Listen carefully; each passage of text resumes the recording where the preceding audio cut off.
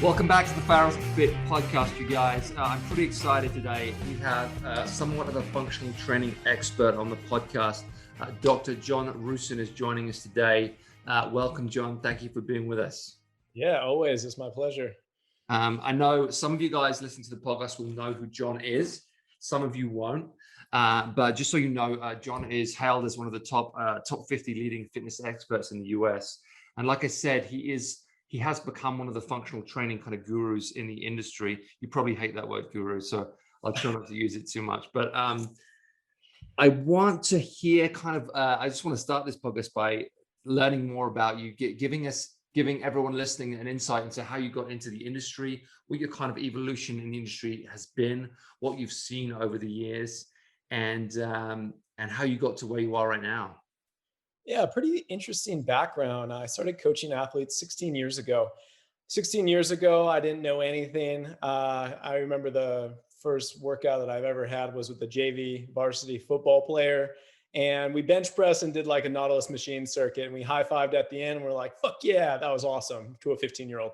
But it's evolved a lot from that starting point. And early on in my career, I worked predominantly in high-performance athletics in professional sports here in America, and then Olympic sports abroad.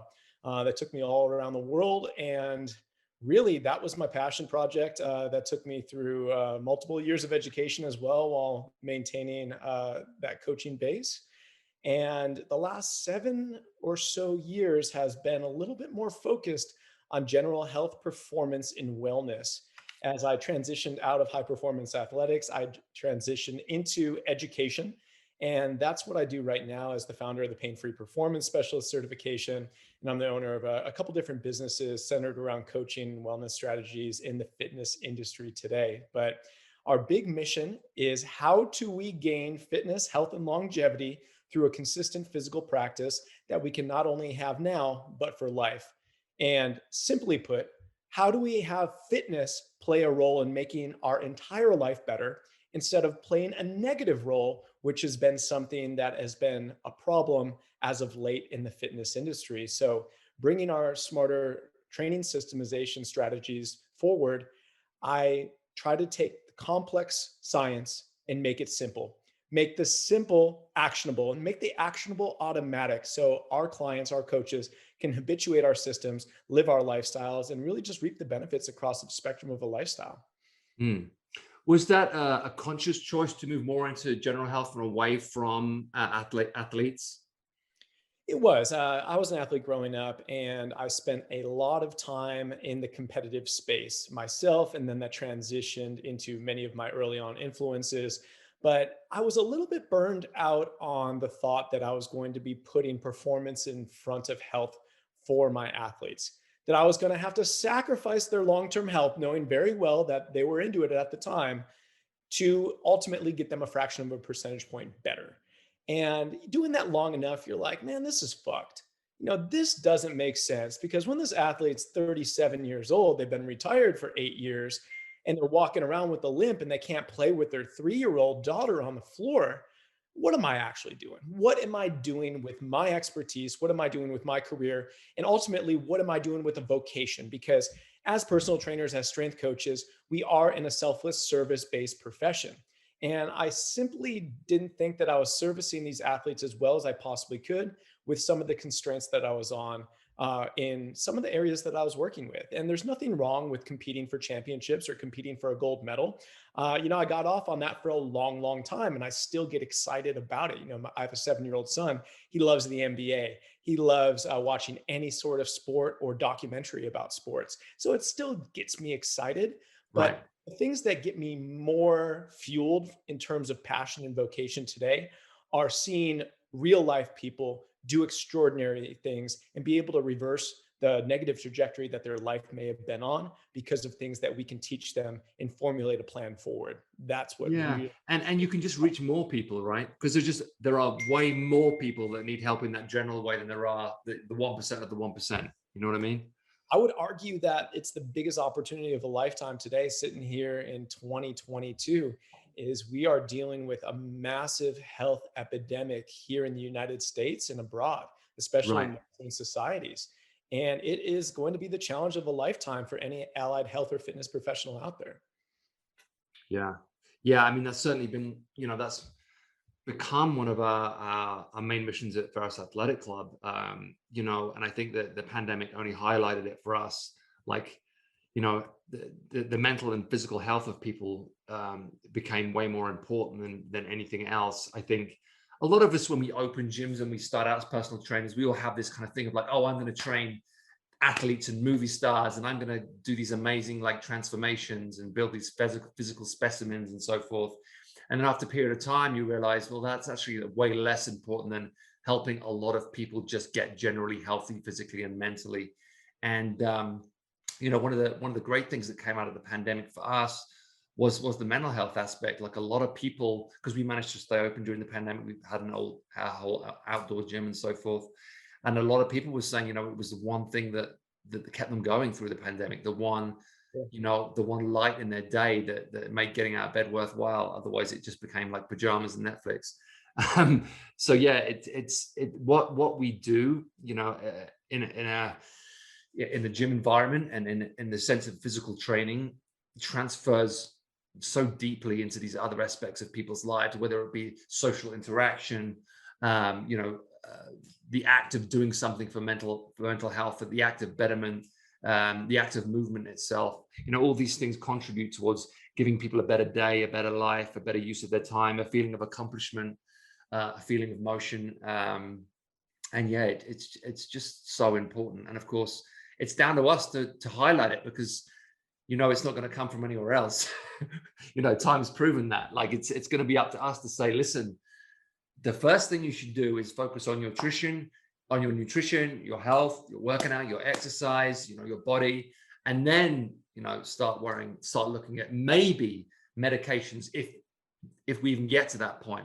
But maybe we can help you before you even need that. Maybe we can solve the problem through these simple daily activities. I'm so glad that you brought up the topic of mental health, because I think that many times it gets swept under the rug in today's industry, because there's nothing less sexy to talk about than someone's mental headspace right now. But we know today that this is arguably the number one factor that can push forth any sort of goal set, any sort of trajectory for positive movement in a lifestyle. 10 years ago, you would ask me, like, how are your athletes' mental health? I'd be like, I don't know. Like, we're trying to win a fucking championship here. Who gives a shit? And I've matured a lot in that time. But I think that, the rise of the pandemic and then the negative effects of the pandemic and the way that people were in survival mode chronically for months and years at a time, it changed the priority for what we need to be thinking about in terms of health and fitness professionals. I used to argue that daily movement and nutrition, that's the cornerstone. That's the number one. Before we even train, we need to worry about that. Far surpassing today, we need to make sure that we're okay. We're feeling mentally okay. We're feeling taken care of to the point where that is our foundation and we can build upon that. The caveat to this is extraordinarily tough. As hard as it is to build muscle or to burn body fat or to move better through the movement pattern system that we teach, being able to be a careful and also a casual person that can identify problems that may be in your clientele and be a selfless serving coach that can help support them when they need it, even if it's something simple. Those are tall tasks for many new professionals in the field. And it comes down to being able to have common sense, but also to have a why and a service bigger than yourself. And I think that anyone who didn't have that as the forefront of their mind during the COVID pandemic, I think they're out like selling real estate or doing something totally different in a profession. They're no longer a trainer, because I think it becomes very clear that if you're not truly trying to take care of people at a deep level, then you will not be successful. Your clients will not be successful. And likely it will be clear and cut in stone that it's not something for you to continue on in this profession. Yeah, it really is the most important thing. We talk about this a lot when it comes to like long-term adherence to a program and motivation and consistency. If people are unhappy or they're not like getting a sense of enjoyment out of it, just in the simple sense, they're just not going to continue. So, we get so carried away with like the perfect program and, is this going to like meet their goal? And are we doing everything in the program that's athletically correct? And what you come to realize after a while is, if you can make this person happier, if you can give them a sense of belonging and community and purpose and enjoyment and fulfillment and all those things, that becomes a way more important factor in their, adherence, their membership, and their kind of loyalty. The to game's the consistency, right? yeah So all those yeah factors that you just mentioned improve consistency. They might improve frequency, and they also may unlock somebody's ability to work a little bit harder in the session because of the camaraderie, because of the culture that they walk into in a gym space. And I always thought it was funny. I was like, that stuff is not repeatable online. That's coming from somebody that has multiple online businesses. Those factors of being able to have a smiling face in front of you, have other members being able to sweat with you, and being able to have the environment and the culture surrounding you every time you step in, those are things that are deep driving factors to consistency. Because you said it, it's more than just a result. You'd be surprised. The people that achieve world-class results are sometimes the ones that will quit or burn out mentally before they can ever maintain a consistent basis with what they want to be able to sustain. It's not all about the results. Yes, the results are important. I'm not saying Mhm. that. But I think for long-term results, we need to be looking at longer-term strategies that hit somebody in the heart a little bit deeper than a six-pack. Right, exactly. And that's the key word, really. Hit them in the heart, like that. That kind of feeling you get when you're part of a community, you're part of something that you've got momentum with, you're enjoying, you're making those connections. Connection, another great word that like has really been highlighted in the last couple of years. It does become, just such a huge part of what we do. And I've noticed it because since we moved to Ottawa during the pandemic, which is a couple of hours outside of California in the mountains. Yeah. And I went from training with people all the time to training on my own a lot of the time, just because of the situation that we're in. And the biggest thing you notice, of course, is it's not the program that changed. I'm pretty much doing the same thing, but the feeling is completely different. You don't get the same energy. You don't get the same vibrancy that you get when you're with other people. And we always said, results are accelerated in a group environment, not because group class is the best thing in the world, not because CrossFit's the greatest thing in the world, but we rise to the energy of people around us. This is why sports and sports teams are so effective and so addictive, because you enjoy being around other people, and you enjoy the energy that you get from other people and that spirit that surrounds you. And we'll get into this in a little bit, and we'll talk a little bit about the pros and cons of CrossFit and that kind of stuff. But I think one of the reasons why it was successful is because people missed the team sports that they had when they were young. They missed playing football, they missed playing volleyball, they missed playing soccer, they missed all the team camaraderie that you used to have in those team sports. Once you finish college and you're in the real world, it's like headphones on, go to the gym, don't talk to anybody, do a workout, go home, and it's a totally different thing. And I think what CrossFit allowed people to do was to re-engage with that spirit and that sense of camaraderie that you used to have. It allowed us to be kids in an adult facility again, which is a big part of the PHAROS experience that we try and get across. It's not just the programming, it's not just the equipment. It is the people. It's the people that make the difference. And if you can create that energy in that environment, then everything else kind of falls into place. That whole thing just can't be overlooked. I can't agree more, because this is something, obviously not owning and operating a gym, but having an education system that runs hundreds of courses a year. Being able to be in person educating is almost as advantageous as being in person training, Right. because there is that environment, there's that electric environment, if you can do it properly, that connects people in an experiential way that they want to return, and they want it to return better.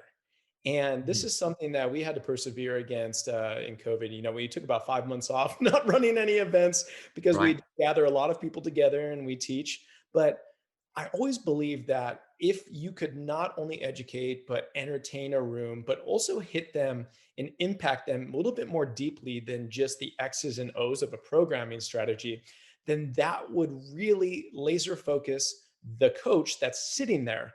But it would also give them a little bit more of a vision on how they could translate it into their own life and how they could translate it into their work. And this is something that we've been priding ourselves on since we've had the certification starting in 2019, is that we take the most dynamic presenters in the world that are already experts at our system, and we try to make them even better, because managing a room for 16 hours and being able to teach, being able to share, being able to connect, using that word again, it is huge. But it all goes back to human connection being really the synergy that we can create in any sort of environment, no matter the goal or the endeavor. And I always thought it was funny that, like, Xing out human connection and acting like it didn't matter anymore. And here's a better solution. Mm. Fuck that. How did that work out for us? Record levels of obesity, chronic injury and pain rates that are worse than ever before in human history, and a mental health epidemic, along with a physical health epidemic that's rising rates, are just making me literally sick at times.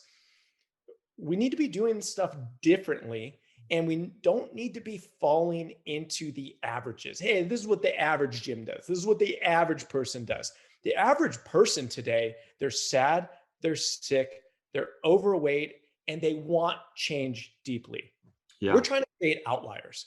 And I hope that many people listening in this podcast, you're not trying to be average. You're trying to be an outlier. You're trying to live your best so you can be your best for everyone else that is going to be around you, whether that's your family, whether that's your community, whether that's your workplace.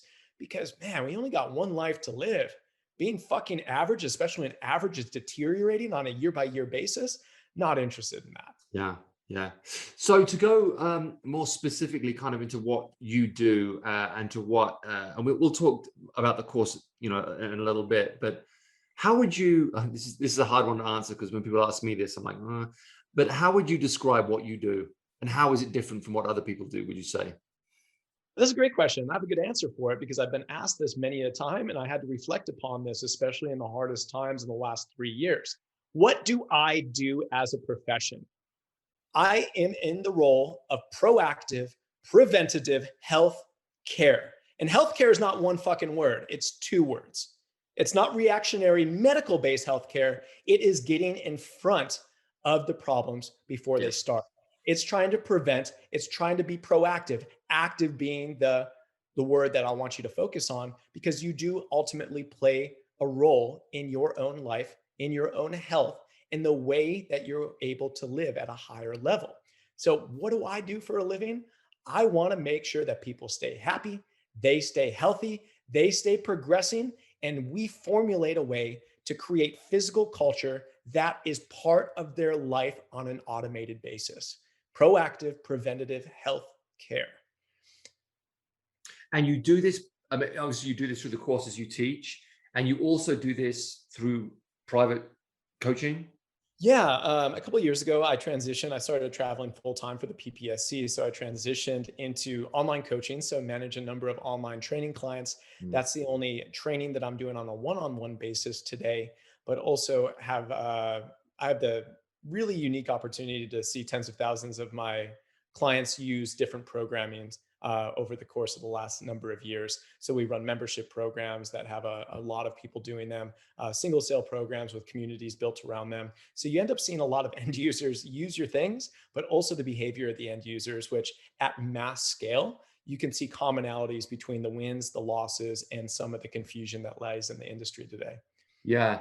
When we talk about like confusion in the industry, let's go a little bit into that. What are the confusions that you come up against, would you say? What are the major confusions?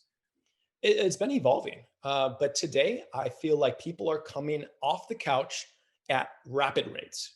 So we've been in this purgatory based mindset where it's like, I'm just going to wait this shit out. Like, now's not the time. I'm not willing to go and do something new because we may be locked down again next week, or, there might be some other mental barrier I need to jump over that I'm not quite willing to do yet.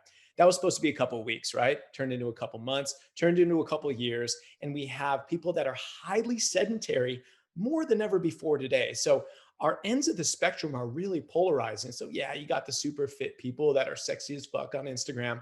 And then you have the people that are like, yeah, sub 2,000 steps per day, living their life between the couch, the office desk, the shitter, and their bed.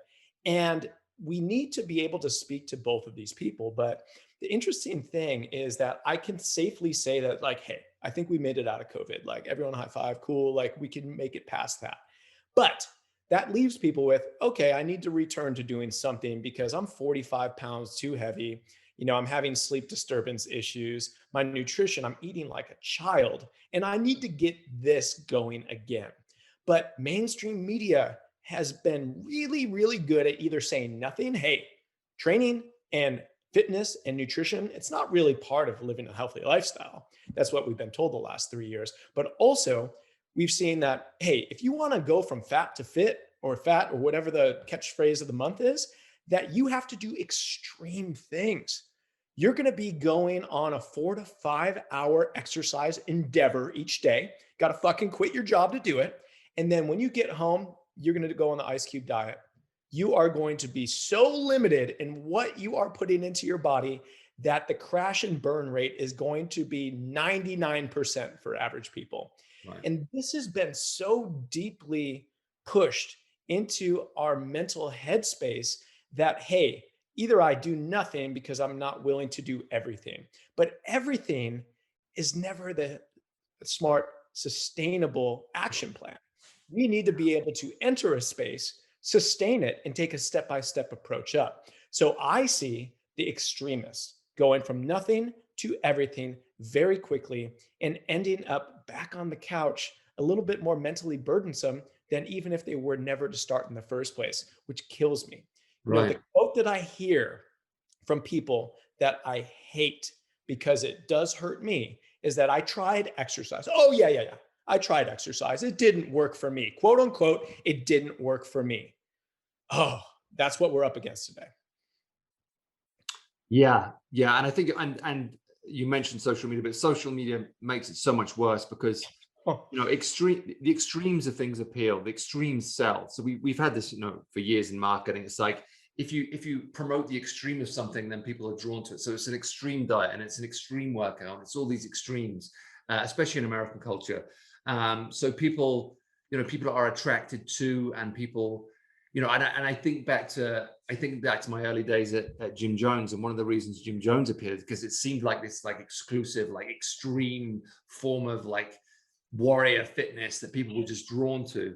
But yeah, it's what most people need, what 99.9% of people need is just consistency of movement and doing things generally well.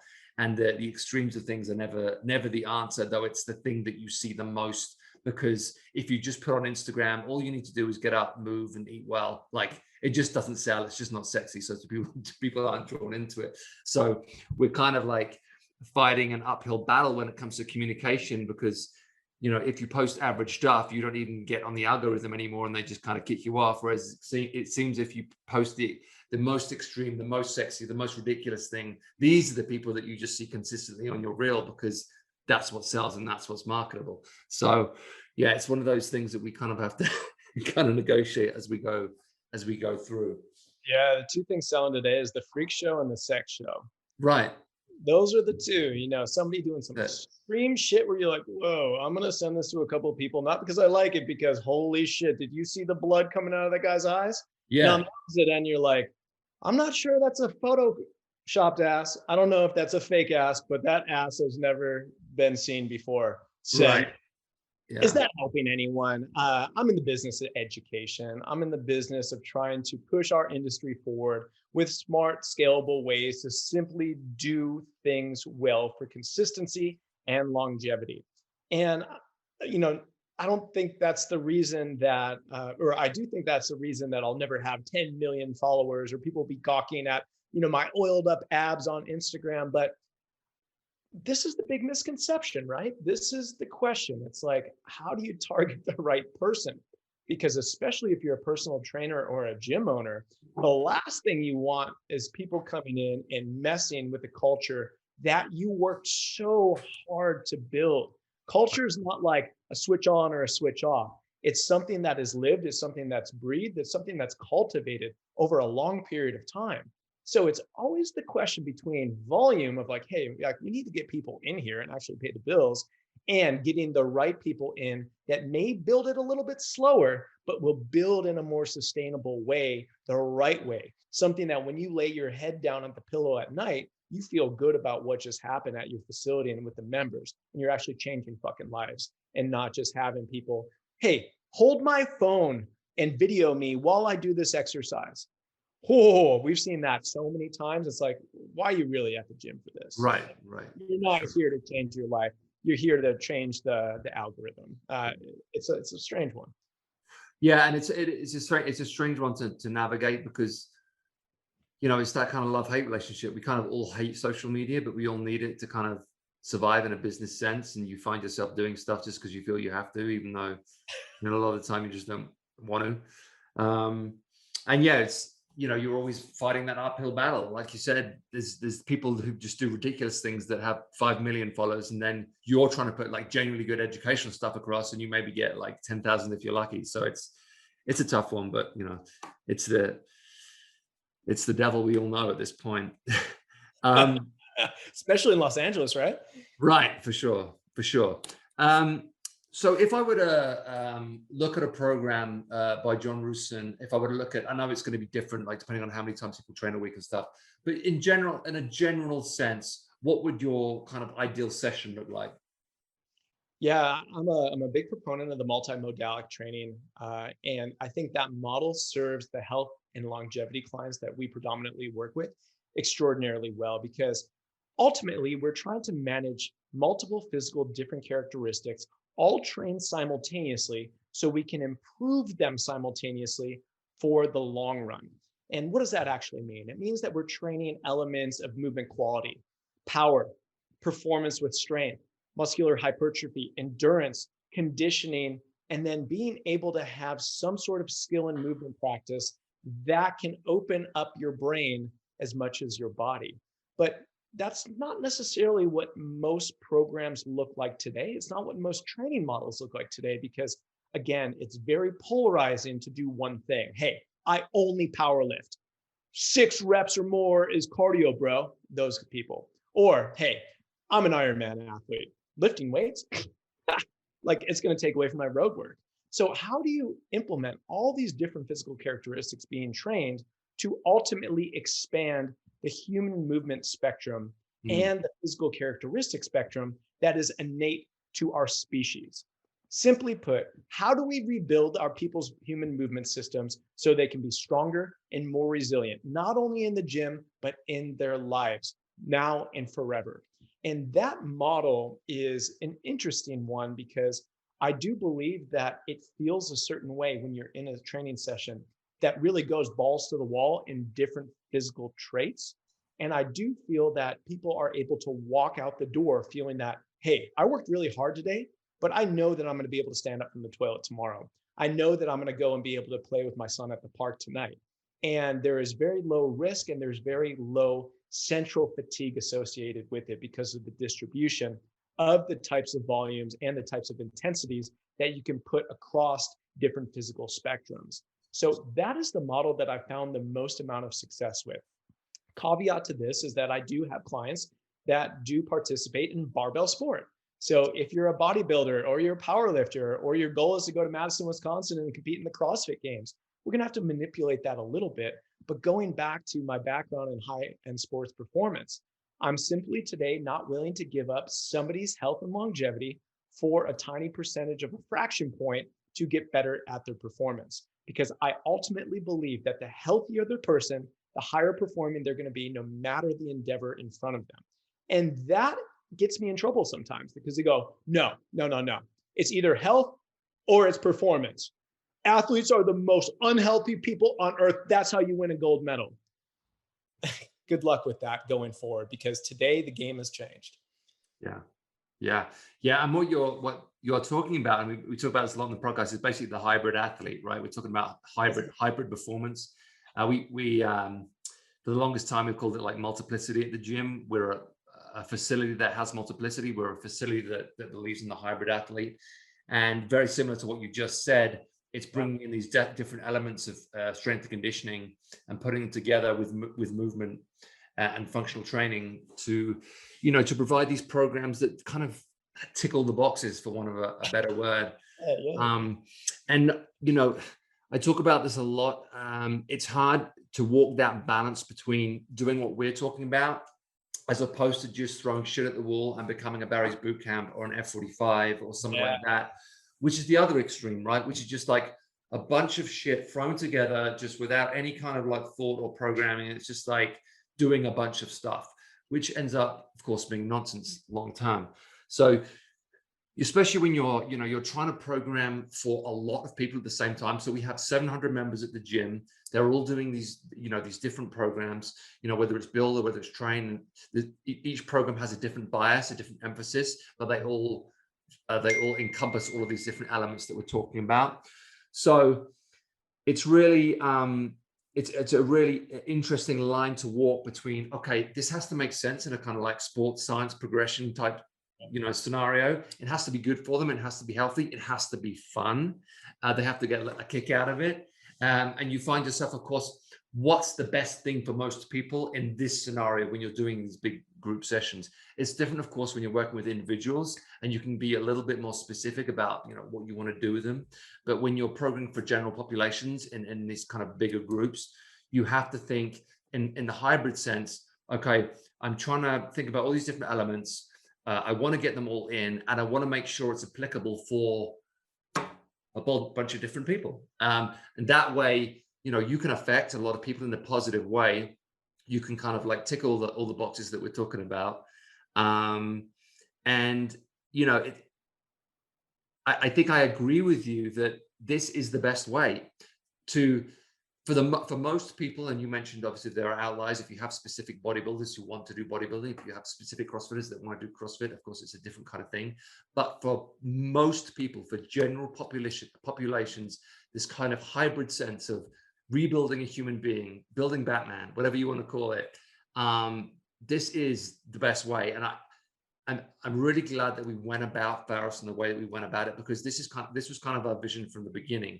We didn't want to be a CrossFit gym. We didn't want to be a bodybuilding gym. We wanted to be a hybrid gym. We wanted to kind of like bring in the best of my experience that I'd seen in the fitness industry over the years, bring in the best of Emily's experiences, bring in the best of Jeff, who was our original business partner. We'd all had different experiences in different industries, and we'd seen positives and negatives in those industries. And it was like, how can we draw the best of those industries and put it into one facility and give people what they really need?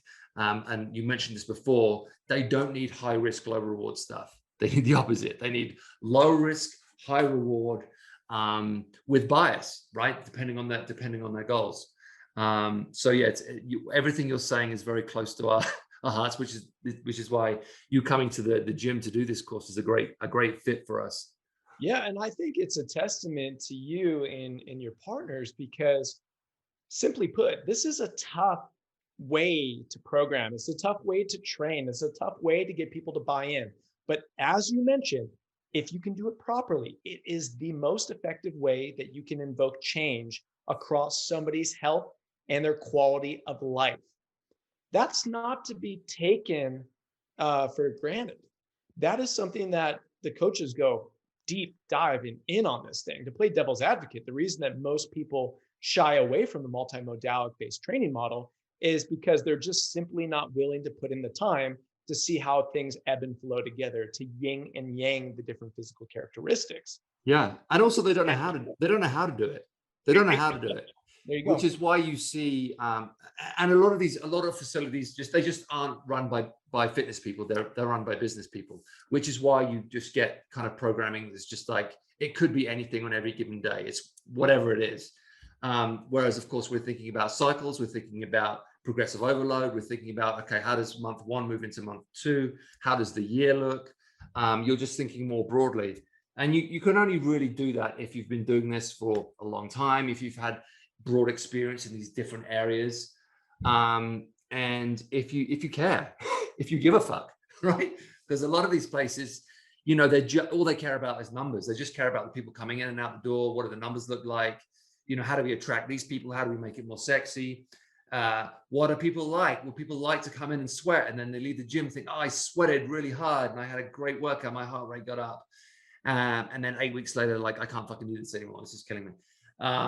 So it is, you know. Brought this up though, because like 700 members at PHAROS, that's like something really cool. Like it gets my academic brain like really going. At one point in time in my career, I was doing consulting for Major League Baseball teams, and they were trying to have all 350 of their minor league and major league players follow the same program, which is like asinine to people like us. But you know, you go in and you got to fine tune this shit. And that's what got me really interested in like, how does a scalable system invoke the most summated change that we could possibly have? So how do we do the greatest amount of good for everyone? And that's exactly what you guys are doing. And I do believe that it's become easier and easier because the average person walking around America today is becoming more similar than we'd like to admit to. I don't know anyone who's not spending multiple hours a day on their cell phones. And if you do, like, I probably haven't come into contact with you.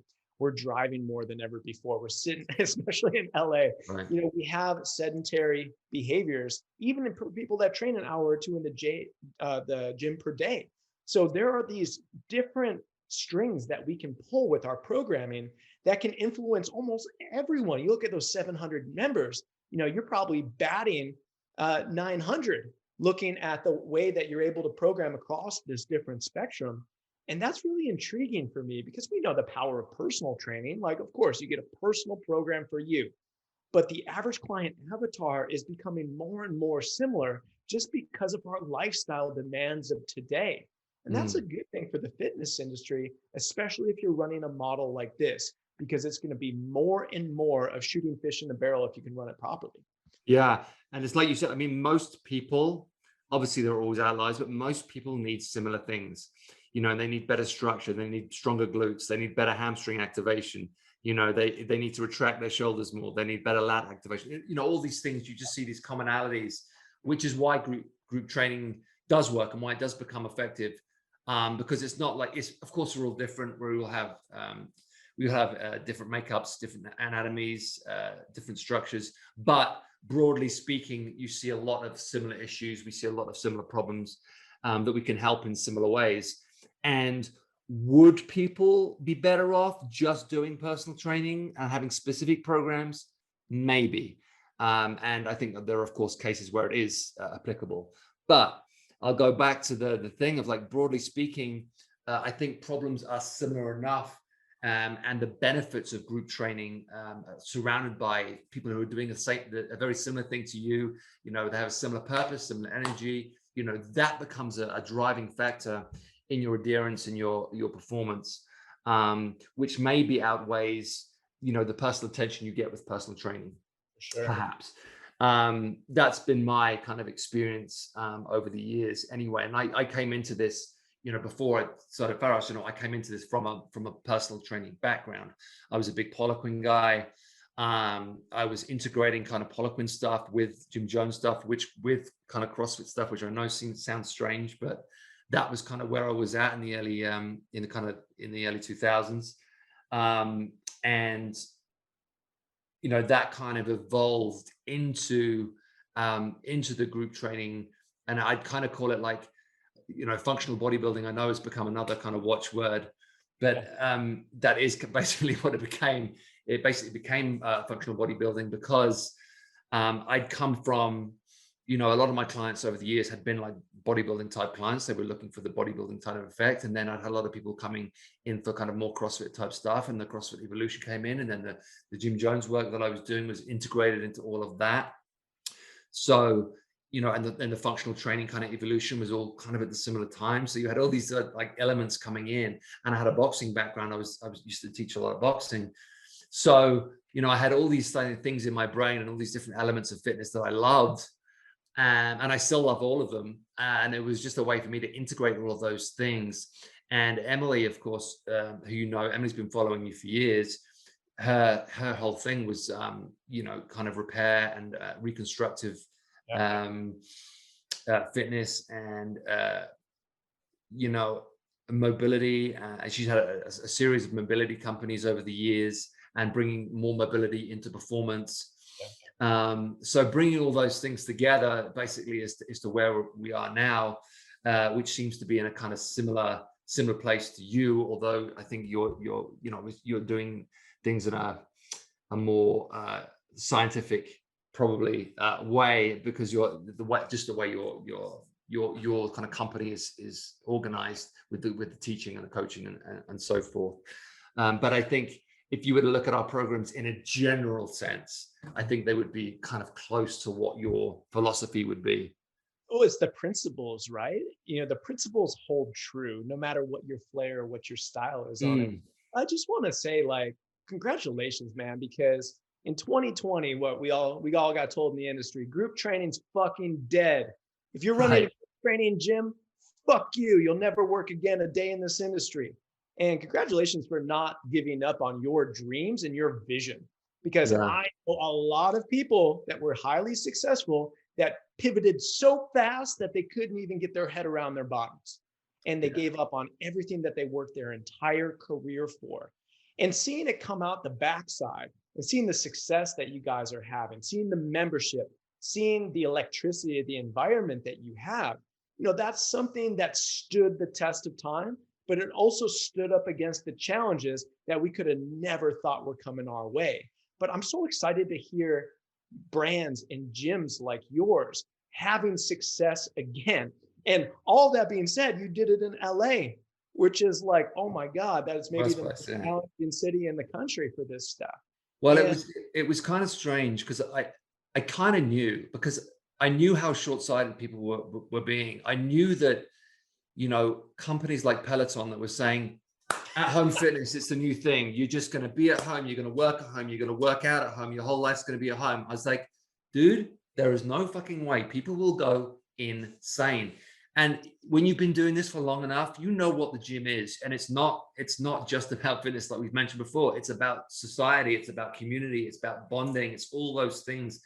We are social creatures. We need to act socially. We cannot live isolated in our homes. It just doesn't work. And we now see with the Peloton thing kind of collapsing and at home fitness kind of being like, people are still doing it, of course, but it's kind of losing its momentum.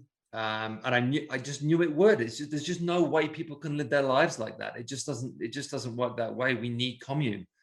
So as hard as the pandemic was, I will say, of course, we were fortunate. We were able to use our car parks. We were able to move everything outside. It took a fuck ton of work, but we were able to do it, and we were able to provide. And I see myself as a provider in many senses. We were able to provide fitness for people, provide opportunity for people, and that enabled us to survive. And again, it just became such an important part of not only other people's day, but of our purpose. Like our value is like we feel valuable right now because I know this is helping people, and that sense of value enabled us to persevere. And we had dark moments like everybody, and there were days we were like, oh my God, is this going to work? Are we going to make it? Like, we didn't know. And of course, when 1 year turned into 2 years and you were like, oh my God, is this ever going to end? And then that one mandate turned into another mandate and you're like, oh my God, are people just going to like down tools? But people are resilient. And you mentioned this a little bit before, but a lot of what we do in the gym is about building resilience. And if you can build resilience in the gym, that resilience transfers to real life and real events that happen. And I just think that people were strong enough to deal with it ultimately, which is testament to them and kind of testament to what a gym can provide. And where we are right now, we are standing at a point now where we're kind of stronger than we've ever been in terms of membership. Not to say that some people didn't leave, and some people did get terrified by the pandemic and never came back. And I think they're still in kind of a state of, a shock and aftershock and all that kind of stuff. But a lot of them, did come back, and then new people came and so forth. So yeah, it's been a hell of a journey, and it's been, we learned a lot of lessons doing it. But ultimately, I, I took a lot of positives, to be honest, from the pandemic. As bad and as fucking horrible as it was, you know, I think I learned a lot about the industry. I learned a lot about the nature of people. I learned a lot about like what you're doing in terms of it's our job. It's our job to provide this like preventative health now, because no one else is going to do it. We have to be the leaders in that space, because it's not coming from in the news. It's not coming from the government or whatever you want to call it. It's not coming from the people that are meant to be leading us. It's got to come from us. So I think it heightened our sense of mission and purpose and all that good stuff. So I hear that over and over again. Like I have the pleasure and opportunity to work with a lot of the best brands in the world in the fitness space, and especially the more niche gyms like yours. It solidified your mission and purpose as mhm. as to why you're doing what you're doing and who you're doing it with, and that's the kind of fire in your gut that doesn't go away. I know for myself, some of the hardships that I dealt with personally with our businesses and the way that we were not able to operate, it simplified the process for us. Why are we doing what we're doing and how do we do it better so we can do it forever?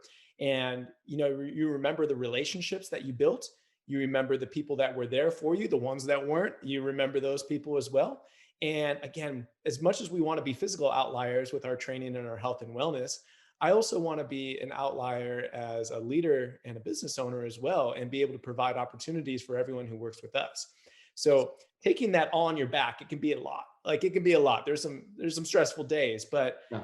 when you do it for other people, not only yourself, I think it just pushes you forward. And you know, it's just like a testament to PHAROS Athletic Club. It's not like, okay, yeah, we made it out of the pandemic. Now, okay, our members are coming through. No, you guys are bringing in education. You're doing things that are 1% of facilities and brands out there do. It just goes to show how you're operating the show, and it's never going to be good enough because you're always going to be pushing those goalposts back to make it better for everyone in your network. And that's a testament because there's not many people doing that stuff out there. Yeah, and I always said that I want the space to be a space in which great coaches can hone their craft. So it's as much about the coaches as it is about the members, because at the end of the day, if you have great coaches, you have great members. So providing education and opportunity for coaches to improve their craft was always a big part of what I wanted to do. And of course, you know, it takes time. It can be a challenge to get to that point where you can offer that. But I think it's going to be such an important part of our growth to really, you know, really invest in education, invest in our coaches, invest in improvement. Because when we talk about adherence and membership and people like staying with us long term, I want people to feel that, you know, we're genuinely interested in getting better. We're not like sitting on our laurels and like, well, we know everything, so you just need to come to us and we'll help you. It's like, no, we are all evolving, we're all growing, we all need to improve, we all need to get better. You know, you always have those clients that come to you with like a specific problem that you want to be able to say, yeah, I can help you, rather than don't really know what to do here, so I'm going to refer this out, which of course you should do if it is out of your wheelhouse. But yeah, it's interesting because I finally feel that we are in a place where it's when I look at it kind of objectively, and it's interesting because coming to Idlewild allowed me to look at PHAROS Athletic Club more objectively from a further away point, which gives you clarity sometimes. Because when you're not in it all the time, suddenly you step back and you're like, okay, I can see kind of like the bigger picture. It's the vision of it is becoming more and more what the initial intention was to be. It was to be that kind of playground for great coaches to hone their craft, to build, to excel, and to be able to serve the clients in the way that I would want them to be served. And you know, a lot of our coaches have grown with us. You know, when they first came to us, they didn't have a ton of experience. They weren't great coaches, and it takes trust and time and education to improve them, to improve us, to improve the brand, and all that good stuff. Because you don't just hire rock stars from day one. Like that would be great. That doesn't happen. You hire great people and you turn them into great coaches. That's basically what happens. I At the have end a of the couple day. rock stars over there. I know Yeah, there's personally. a couple of rock You're stars, lucky. but broadly speaking, it takes time. But we are fortunate in that sense. I know we don't have much time, John. There's a couple of things I want to just touch on real quick. With your experience in the last few years, with, I know you work with a lot of like CrossFit athletes and that kind of thing. You've got a good amount of experience. How have you seen that evolution in this kind of functional training space? It's probably brought you in a lot of business, and you probably had to do a lot of managing of those type of athletes in terms of their expectations and what they should and shouldn't be doing and that kind of stuff. How's that kind of affected your business? Um, just anecdotally, the clients that I see moving in from barbell sport are usually the ones that are banged up. That's not everybody, but that tends to be my niche. So Mm. somebody coming in out of a CrossFit space, whether it be competitive or recreational, many times we're co-managing different injuries or different systemic burnouts, where we get them back into being a health and longevity client before we can return them into the wild if they ever want to go back. Right. And Right. that works extraordinarily well. And I think it is relieving for people to know that maybe I don't have to kick my own ass 7 days a week on this squad in order to Yeah. get fitness results. And I do see it differently than maybe like 10 years ago, where the CrossFit space is definitely evolving. Like, I don't even know what the word CrossFit means anymore. I was actually just interviewed a couple months ago at the CrossFit Games by their education and leadership staff. And it was a really interesting conversation about just the evolution and what does this mean anymore. But I do see that there's more of a willingness and an openness to run a model very similar to yours and I, as opposed to a more traditionalist model that, in my personal opinion, has become archaic at this point. Yeah. Yeah. No, I agree. I think the good thing about the CrossFit space is I think there are a lot of people in that world that genuinely want education, and they want to get better, and they want to improve, and they want to learn about power, and they want to learn about power endurance. And they want to know how to become a better endurance athlete. And they have that desire to get better and to get more skilled and all that good stuff. But I think you touched on it there. I think the problem is burnout. The problem is just doing too much hard stuff all the time, and realizing it doesn't benefit you. I think people are coming around to the kind of idea that this is good sometimes, but it's Yeah, not good all the elements of time. everything are good, and that's a Yeah. training model. But And I do I feel the same way about things like yoga. It's like people just get obsessed with one thing and they do it to fucking death. And it's like at a certain point, look, you gotta mix this up. You can't do yoga 9 times a week and think that it's getting you any better at a certain point. And it's the same with CrossFit. It's like, what after what after what after what after what is ultimately going to do you more harm than good. I get the addiction. I've been there. I know how fun it is. Um, but it's kind of just pulling back and saying there's room for it in my program in certain levels and at certain intensities if I can be smart with it. But it just gets to the point where it can't be, an all the time thing. And I think you're seeing it with, you know, if you look at the top end and how the athletes are, most of them only have a few years in them because you just can't operate at that level for that amount of time. It just takes too big of a toll out of your body. And I know a lot of people, and I've seen it over the years, they get so kind of burnt out by it that they can't even get to the gym because the thought of it is just too much. The thought of like the intensity and the thought of like how much damage it's going to do is just overwhelming at a certain point. You're like, you just can't do it anymore. I have a lot of clients that they struggle. They have a dysfunctional relationship with physicality based on some of these really high intensity burnout based physical practices. And it's not just CrossFit. There's multiple different ones that have become highly popular in today's day and age. And that is what you're at risk of. It's not like, elbow tendinopathy or, your lower back's going to hurt. My biggest risk in my mind for our clients are to have your mind be fucked to the point where you no longer want to be physically active, and you don't find value in that because you think you have to continue to push into pain and dysfunction. It Yeah. just doesn't have to be that way, but that is a deep and dark hole once you're in it to try to climb in out of. I Yeah. have clients that go in and out with me that struggle with this for years, if not a decade at a time, and just trying to rewrite the principles again, especially when they think they're one thing and you think they're another. It's a really tough thing. And that's always going to be the risk. It's like, I am not interested in having a client or an athlete do something that they were not able to sustain for life. That's just what I coach and live by today. because I know that the gains in the next 6 weeks or the 6 months or even 6 years, they don't really fucking mean anything. What about your 6th decade of life? How you doing then? Yeah. Are you physically autonomous until the day that you die? These are the questions that are tough to think about, but they're important to ask, especially when you start gaining rapport with clients. We not only want to live a long life, we want to live a great life for as long as possible. And that starts today, no matter how old you are, no matter what kind of shape you're in, or what kind of history has held you back in the past. Yeah. Today is today, and we all have different starting points, but we can move in a positive direction no matter where you're starting. Yeah.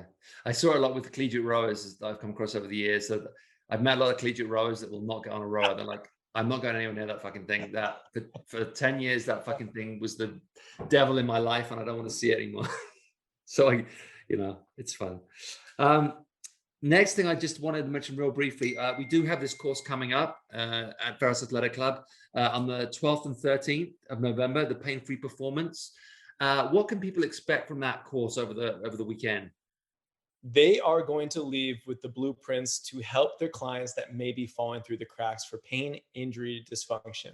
We're going to use a simple system in order for you to screen and assess foundational movement patterns. We're going to be able to set up optimal training programs and strategies to get people feeling their best, functioning their best, so they can unlock their consistency, their longevity, and actually live a better life from it.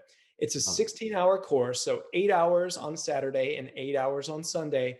And we are going to have a combination between lecture and also practical. So it's going to be hands-on, but you're also going to learn a thing or two throughout the coursework. And I'm biased here, but you're going to learn from one of the most dynamic presenters in the game, because our team, unbelievable. They change what it is to be an unbelievable educator in the sense of it, with the level that we're instructing at. So it's always an event.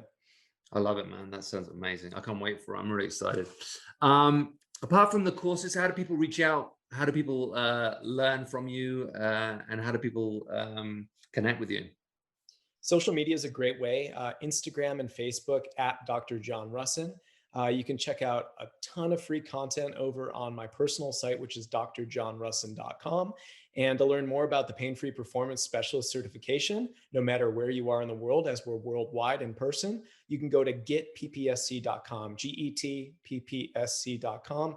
And we are launching our 2023 schedule here pretty soon. We're closing out 2022 at great places like PHAROS Athletic Club, but into next year, we're really excited to be going global again. Yeah, and I'm sure we'll have you back in 2023, because I know this one sold out pretty quick. So we'll have to get more in the books. But again, thank you so much for joining me, man. I love talking to you. I could talk for another hour or so, but we'll do this again at some point, I'm sure. Thank you. But yeah, thanks again, brother. It's awesome to talk to you. I'm thrilled for everything that you're doing in the industry, and we need people like you. And I can't wait for the course. It's going to be awesome. And I look forward to meeting you in person then. Thank you so much. Thanks for having me on. Take care, my man.